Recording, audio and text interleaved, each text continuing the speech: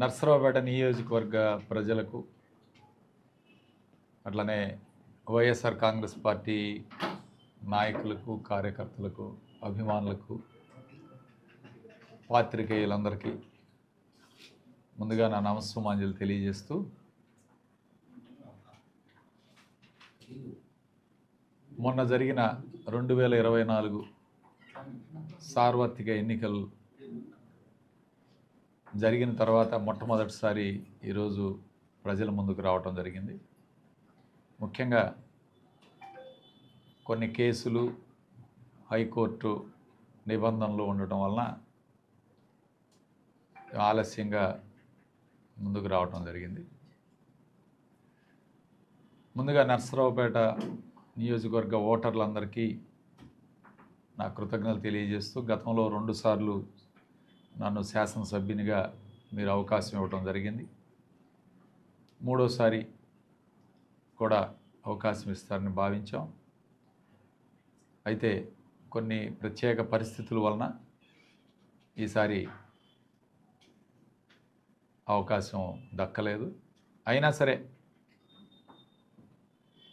ప్రజలందరికీ, ముఖ్యంగా వైఎస్ఆర్ కాంగ్రెస్ పార్టీలో కష్టపడి పనిచేసిన వైఎస్ఆర్ కాంగ్రెస్ పార్టీ కార్యకర్తలకు, పార్టీ కోసం, నా కోసం కష్టపడి పనిచేసిన ప్రతి ఒక్క కార్యకర్తకు కూడా నా హృదయపూర్వక ధన్యవాదాలు తెలుపుకుంటూ ఉన్నాను. ఎన్నో అడ్డంకులు ఎదుర్కొని, ఎన్నో కష్టాలు కూడా ఎదుర్కొని మీరు నిలబడి ఎన్నికల్లో పోటీ చేసినందుకు, ఎన్నికల్లో కష్టపడి నా విజయం కోసం కృషి చేసినందుకు మీ అందరికీ కూడా ధన్యవాదాలు తెలుపుకుంటున్నాను. అట్లానే ఎన్నికల అనంతరం ఎన్నికల్లో రిజల్ట్ చూసిన తర్వాత వైఎస్ఆర్ కాంగ్రెస్ పార్టీ కార్యకర్తలు, అభిమానుల్లో నిరుత్సాహం ఈరోజు చాలా బాధగా ఉంది. ఎందుకంటే జగన్మోహన్ రెడ్డి గారు ఎన్నో కొత్త పథకాల ద్వారా దాదాపు 70% ప్రజలకు, కుటుంబాలకు న్యాయం చేసే కార్యక్రమం. గతంలో ఎన్నడూ చూడని పథకాలు తేవటంలో కానీ, అట్లానే విద్య, వైద్యం మీద ప్రత్యేక దృష్టి పెట్టడం వలన కానీ అందరం కూడా భావించాం వైఎస్ఆర్ కాంగ్రెస్ పార్టీ తిరిగి అధికారంలోకి వస్తుంది, జగన్మోహన్ రెడ్డి గారు తిరిగి ముఖ్యమంత్రి అవుతారని అందరం కూడా భావించాం. అయితే ప్రజలు దీనికి భిన్నమైన తీర్పు ఇవ్వడం జరిగింది. ప్రజా తీర్పుని గౌరవిస్తాం, స్వాగతిస్తున్నాం ఖచ్చితంగా.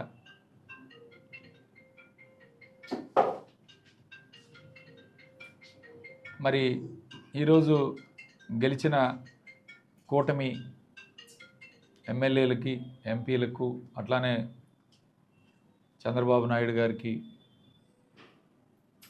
పవన్ కళ్యాణ్ గారికి, నరేంద్ర మోడీ గారికి కూడా నా హృదయపూర్వక అభినందనలు తెలియజేస్తున్నాను. అట్లానే ఈరోజు ఈ యొక్క రిజల్ట్స్ వచ్చిన తర్వాత వైఎస్ఆర్ కాంగ్రెస్ పార్టీ కార్యకర్తలు ఎవరు కూడా అధైర్యపడద్దు, నిరుత్సాహపడద్దు.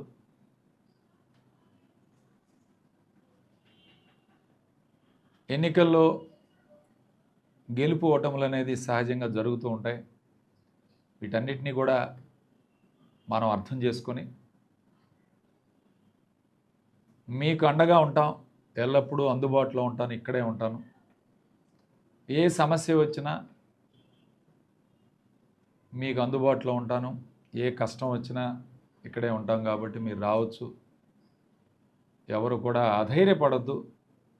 అట్లానే అందరూ కూడా సమన్వయం పాటించాలి.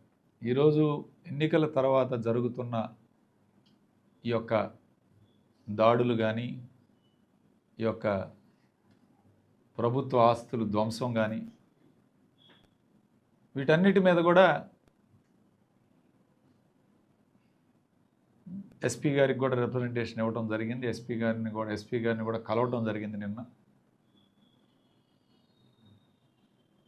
అట్లానే ఎవరైనా సరే గెలుపు ఓటములు సహజంగా ఉంటాయి.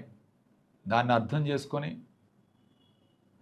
ఎలాంటి దాడులకి పాల్పడకుండా అందరూ సమన్వయంతో అభివృద్ధే లక్ష్యంగా, ఇక ఎన్నికలు అయిపోయినాయి, రాజకీయాలు కాకుండా అభివృద్ధి పదంలో ముందుకు వెళ్ళాలి, నర్సరావుపేట నియోజకవర్గాన్ని అభివృద్ధి చేయడంలో ముందుకు వెళ్ళాలని అరవింద్ బాబు గారిని కూడా నేను కోరుతూ ఉన్నాను ఈ సందర్భంగా.